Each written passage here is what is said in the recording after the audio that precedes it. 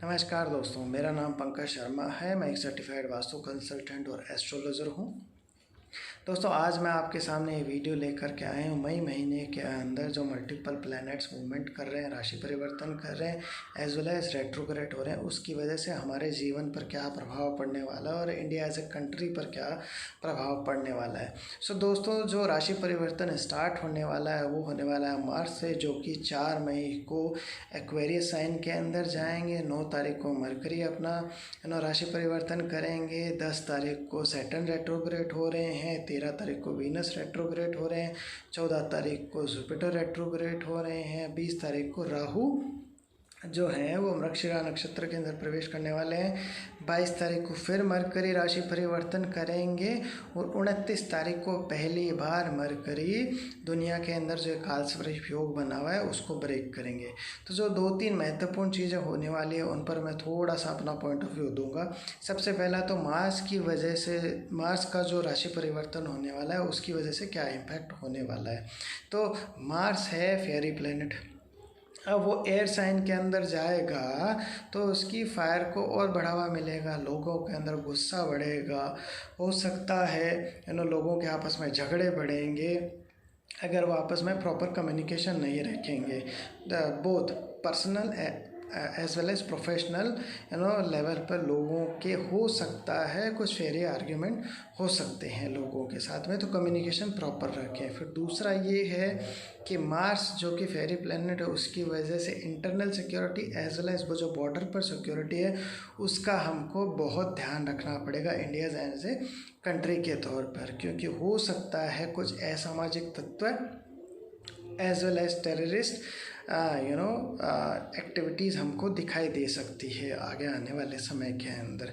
अब इसी समय में जब मार्स फायरी प्लैनेट है वो एयर साइन में, उसी समय में सैटर्न जो है वो रेट्रोग्रेड कर रहे हैं कैप्रिकॉर्न के अंदर, एज वेल एज जुपिटर भी रेट्रोग्रेड कर रहे हैं कैप्रिकॉर्न के अंदर।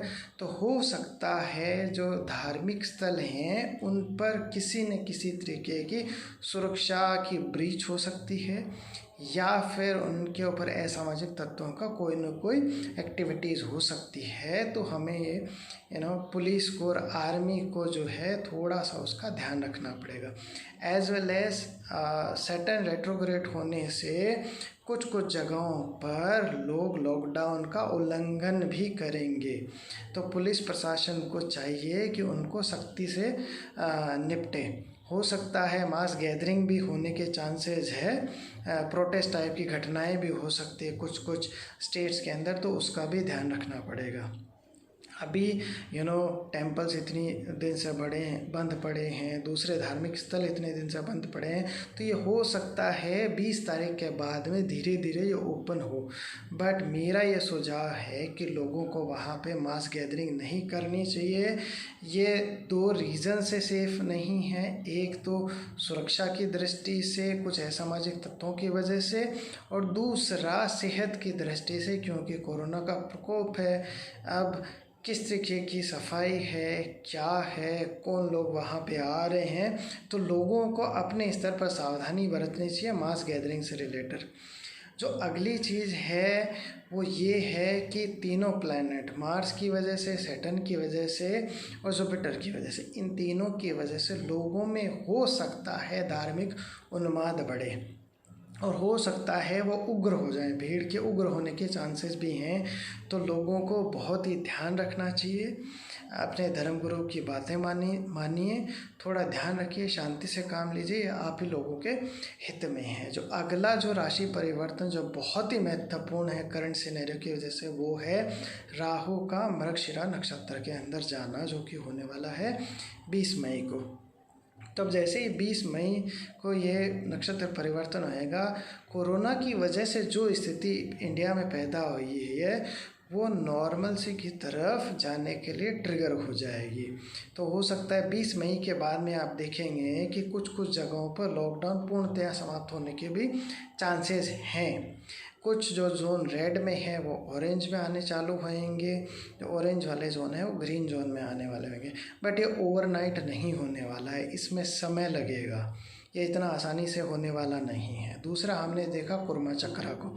तो कुर्मा चक्रा में हमने देखा कि इंडिया की जो वेस्टर्न स्टेट्स है, जैसे महाराष्ट्र, गुजरात, राजस्थान, एमपी जो कि सेंट्रल पार्ट ऑफ इंडिया है, देन साउथ के कुछ स्टेट जैसे आंध्र प्रदेश, तेलंगाना, तमिलनाडु, ईस्ट के अंदर वेस्ट बंगाल, इन स्टेट्स को बहुत ज़्यादा सावधानी बरतने की ज़रूरत है, क्योंकि इनके अंदर स्थिति थोड़ी सी गंभीर है और ये सारी स्टेट्स के अंदर पूर्णतया स्थिति परिवर्तित होते होते काफ़ी टाइम लगेगा। अगस्त और सितंबर तक जा कर के हो सकता है सिचुएशन नॉर्मल हो पाए। तो सभी लोगों को, इंडस्ट्रीज़ को, कंपनीज़ को, इंडिविजुअल्स को, सभी लोगों को सावधानी बरतनी पड़ेगी। हो सकता है इसी बीच में वेस्ट बंगाल के अंदर कुछ चौंकाने वाले आंकड़े हमारे पास सामने आने की संभावना है केसेस के लिए, क्योंकि 20 तारीख तक हो सकता है केसेस काफ़ी पीक पर जाने वाले हैं, तो उसका हमें सावधानी बरतनी पड़ेगी।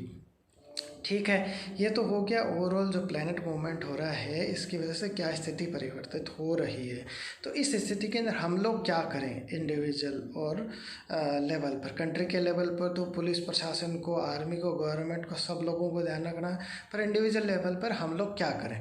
तो जो सबसे पहला चीज़ करनी है वो करनी है आपको प्रॉपर कम्युनिकेशन होना, परिवार के सदस्यों में as well as professional front पर कलीग्स के बीच में, एम्प्लॉयज़ और एम्प्लॉयर के बीच में प्रॉपर कम्युनिकेशन होना बहुत ज़रूरी है।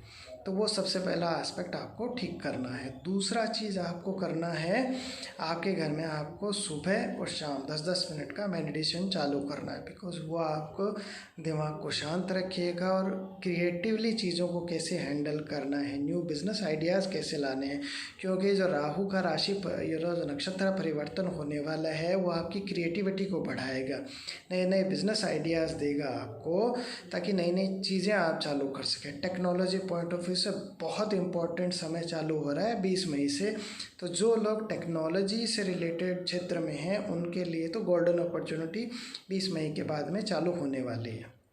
ठीक है, तीसरी चीज़ हमको क्या करनी है, तीसरी चीज़ करनी है, एक तो भगवान महादेव और दुर्गा माता, इनकी आराधना करनी है। भगवान महादेव का अगर महामृत्युंजय मंत्र कर सकें तो ज़रूर करिए, अदरवाइज़ पंचाक्षरी मंत्र जो ओम नमः शिवाय वो करिए, और दुर्गा जी का जो नवाण मंत्र है ओम ऐं ह्रीं क्लीं चामुंडाय विच्चे, इसका जप करिए।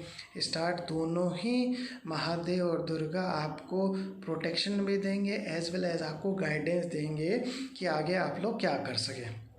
ठीक है, फिर अगला काम क्या करना है, अगला काम जो है खाने पीने का थोड़ा ध्यान रखिए। घर का फ्रेश फूड खाइए, अच्छा खाना खाइए, हाइजीन का खाने के मामलों में ध्यान रखिए, और घर के अंदर सफाई का ध्यान रखिए। घर के जो 5 महत्वपूर्ण जोन हैं उनके अंदर सफाई का विशेष तौर से ध्यान रखना है।